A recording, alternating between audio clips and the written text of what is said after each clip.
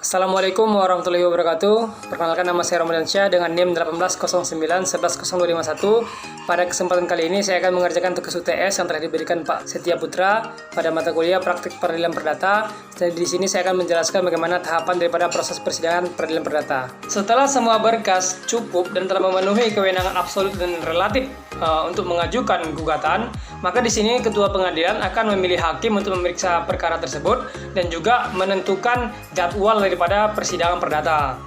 Sebelum persidangan dimulai, terlebih dahulu panitera akan membacakan tata tertib persidangan agar semua pihak yang ada di persidangan tersebut menghormati jalannya persidangan. Dan juga di sini panitera akan memanggil para pihak penggugat dan tergugat. Panitera ini pun memanggil majelis hakim memasuki ruang persidangan. Nah, setelah itu langsung diambil alih oleh majelis hakim. Di sini majelis hakim menyuruh semua pihak tadi yang berdiri untuk duduk kembali. Pada para pihak penggugat dan tergugat, silakan memasuki ruang sidang.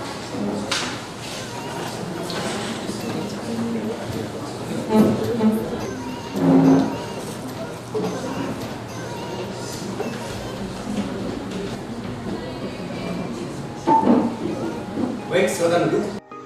Majelis hakim akan membacakan nomor perkara untuk membuka jalannya persidangan.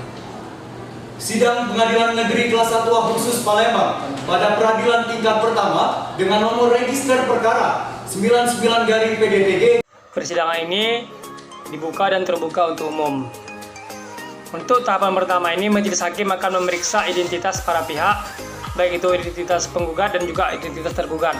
Tak luput hakim menanyakan apakah mereka didampingi penasihat hukum ataupun kuasa hukumnya. Jika demikian, maka hakim akan memerintahkan panitera untuk memanggil penasihat hukum ataupun kuasa hukum daripada para pihak. Majelis akan memeriksa terlebih dahulu identitas. Setelah pemeriksaan identitas para pihak telah selesai, majelis hakim kemudian melanjutkan jalannya persidangan dengan agenda untuk mengingatkan kepada para pihak sebagaimana diatur di dalam Perma nomor 1 tahun 2016, yaitu tahapan persidangan perdata, yaitu diawali dengan tahapan mediasi. Ini juga merupakan kewenangan Majelis hakim. mengajak para pihak untuk melakukan mediasi terlebih dahulu sebelum perkara ini dilanjutkan. Setelah mediasi dilanjutkan dan dinyatakan tidak jumpa kesepakatan antara para pihak dan baik itu penggugat dan tergugat, tidak jumpa perdamaian, maka dilanjutkan dengan tahapan pembacaan gugatan oleh penggugat. Di sini gugatan dibacakan oleh penggugat. Hakim menanyakan kepada tergugat apakah telah mendapatkan salinan daripada gugatan tersebut. Setelah gugatan dibacakan, hakim akan mempersilahkan tergugat untuk membacakan jawaban ataupun eksepsi bantahan terhadap gugatan penggugat. Di mana gugatan bantahan ini bukan berisi tentang pokok-pokok gugatan, akan tapi hanyalah mengenai kewenangan formil daripada gugatan tersebut.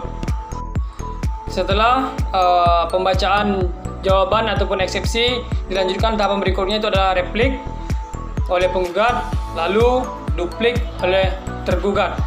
Setelah replik dan duplik, kemudian hakim akan memberikan putusan sela, meminta waktu kepada para pihak untuk melakukan rapat permusyawaratan hakim, di mana di sini hakim akan memberikan apa hasil daripada jawaban dan bantahan beserta pertanyaan dan juga jawaban dari para pihak. Itu akan dibacakan di putusan sela. Baiklah, agenda persidangan hari ini adalah pembacaan putusan sela.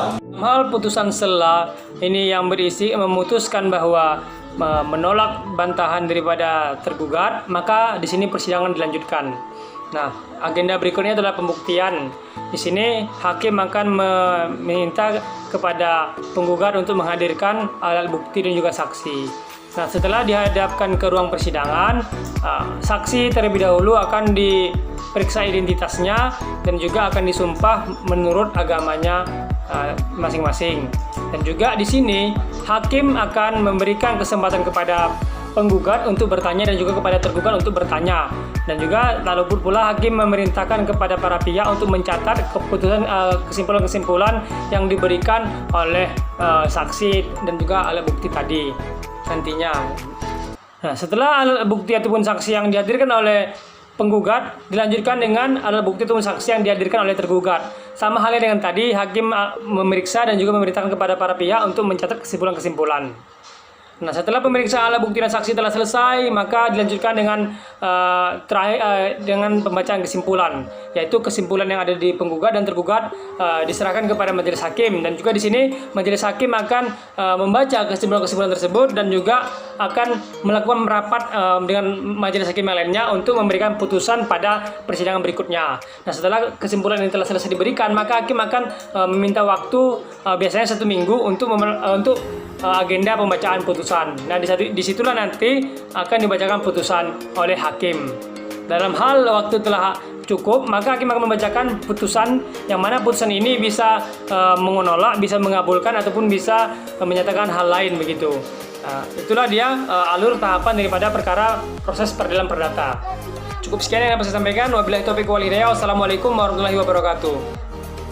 Dinyatakan selesai dan ditutup.